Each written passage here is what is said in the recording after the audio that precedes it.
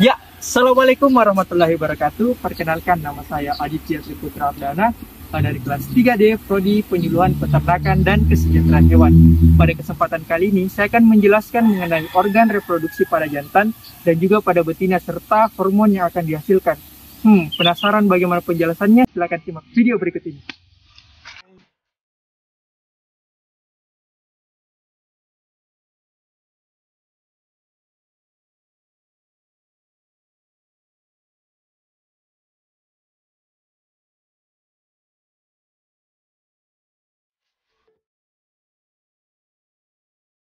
Yang pertama adalah fungsi utama dari alat reproduksi pejantan, yaitu menghasilkan sel-sel kelamin jantan atau spermatozoa yang hidup, aktif, dan potensial fertil, serta secara sempurna meletakkannya ke dalam saluran reproduksi betina. Sistem reproduksi jantan erat kaitannya dengan sistem urinari, di mana pada organ reproduksi hewan terdapat uretra yang selain sebagai saluran reproduksi tetapi juga berfungsi sebagai sistem urinari. Selanjutnya ialah alat reproduksi pada pejantan. Jadi ada 3 organ kelamin pada pejantan. Yang pertama ialah organ kelamin primer yang terdiri dari testis.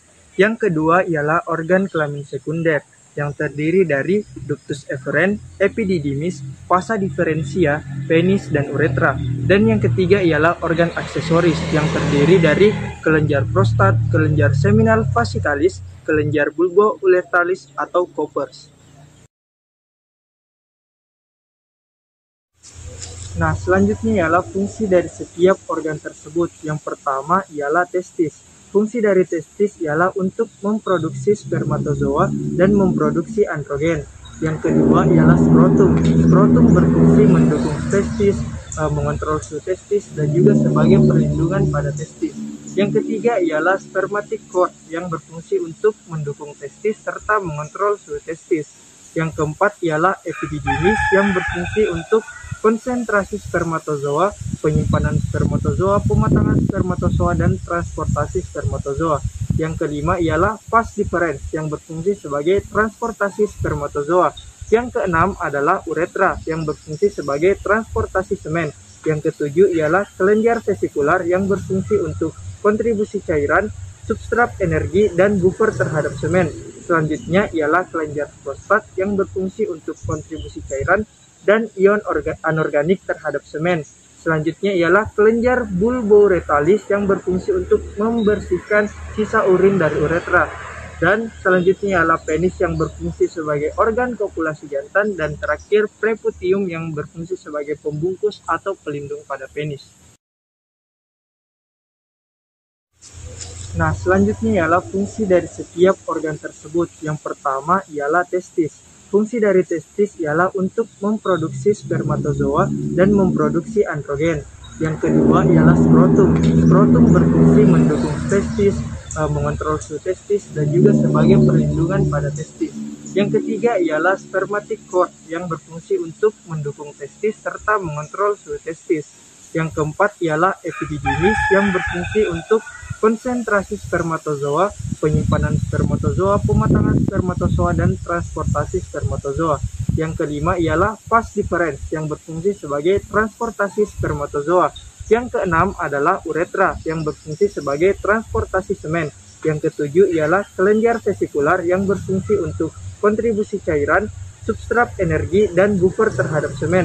Selanjutnya ialah kelenjar prostat yang berfungsi untuk kontribusi cairan dan ion anorganik terhadap semen. Selanjutnya ialah kelenjar bulbourethralis yang berfungsi untuk membersihkan sisa urin dari uretra. Dan selanjutnya ialah penis yang berfungsi sebagai organ kopulasi jantan, dan terakhir preputium yang berfungsi sebagai pembungkus atau pelindung pada penis.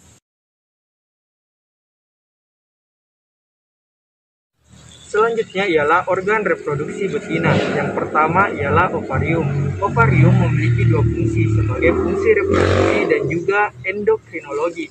Fungsi reproduksinya yaitu menghasilkan sel telur atau ovum, sedangkan untuk fungsi endokrinologinya yaitu menghasilkan hormon-hormon yang berperan dalam proses kelahiran dan pasca kelahiran.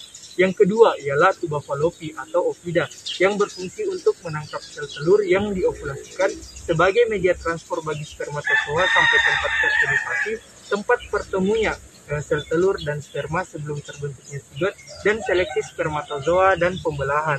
Yang ketiga ialah uterus, yang terdiri dari dua bagian, yaitu korna uteri atau badan uterus dan korpus uteri atau tanduk uterus. Bagian ini berfungsi sebagai penghasil PGF2 alfa dan juga sebagai tempat perkembangan fetus. Yang keempat ialah serviks, yang berfungsi untuk mencegah mikroorganisme atau benda asing masuk ke dalam lumen atau uterus. Yang kelima ialah vagina, yang berfungsi sebagai alat kopulatoris, tempat keluarnya fetus adventus. Yang keenam vulva dan klitoris adalah alat kelamin luar.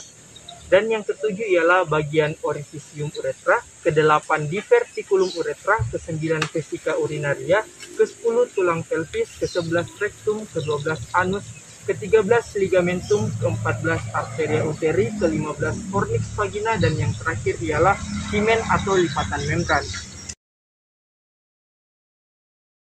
Selanjutnya ialah hormon-hormon reproduksi pada betina. Yang pertama ialah GnRH atau gonadotropin releasing hormone. Organ yang bertanggung jawab memproduksi gonadotropin ini ialah hipotalamus. Hipotalamus merupakan suatu bagian pada otak bagian sentral. Produksi GnRH di hipotalamus adalah bentuk respon dari tingginya kadar estrogen dalam darah. GnRH mempunyai fungsi untuk menstimulasi kelenjar pituitari bersama-sama dengan estrogen untuk memproduksi LH dan FSH. Yang selanjutnya ialah FSH atau follicle stimulating hormone. Setelah hipotalamus memproduksi GnRH, kemudian GnRH menstimulasi kelenjar pituitari untuk memproduksi FSH. Kelenjar pituitari terletak di bagian bawah batang otak dan memproduksi banyak hormon lain selain hormon reproduksi. FSH mempunyai target organ pada ovarium. Hormon FSH ini mempunyai efek perubahan morfologi ovarium.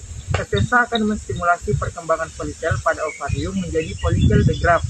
Nah, selanjutnya ialah luteinizing hormone atau hormon LH.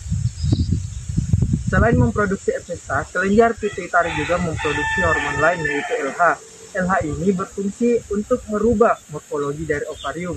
Namun berbeda dengan FSH, LH menstimulasi terbentuknya korpus luteum atau sisa dari folikel yang sudah ovulasi. Selanjutnya ialah hormon estrogen. Produksi estrogen seperti halnya hormon lain juga saling terkait satu sama lain. Folikel di ovarium memproduksi estrogen. Semakin besar ukuran folikel, maka akan semakin banyak atau semakin tinggi kadar estrogen dalam darah. Hormon estrogen ini yang akan membuat satu menunjukkan gejala-gejala birahi. Selanjutnya ialah hormon progesteron. Hormon progesteron mempunyai nama lain hormon kegentingan. Hormon ini bertugas untuk mempertahankan kegentingan. Selanjutnya ialah prostaglandin.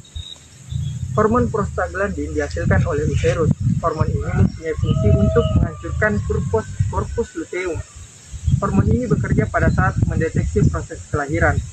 Dan selanjutnya ialah oksitosin. Oksitosin merupakan hormon terakhir yang dihasilkan di organ reproduksi betina yang berperan pada saat proses kelahiran dan setelah kelahiran. Pada proses kelahiran, hormon ini akan menstimulasi kontraksi otot-otot uterus sehingga proses kelahiran terjadi.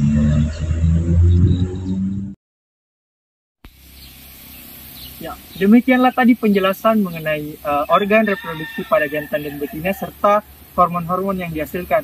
Semoga dari penjelasan tadi teman-teman bisa lebih mengerti mengenai organ reproduksi pada jantan dan betina serta hormon-hormon yang dihasilkan. Sekian video dari saya, lebih dan kurangnya mohon dimaafkan. Wabillahi taufiq wal hidayah. Wassalamualaikum warahmatullahi wabarakatuh. Selesai.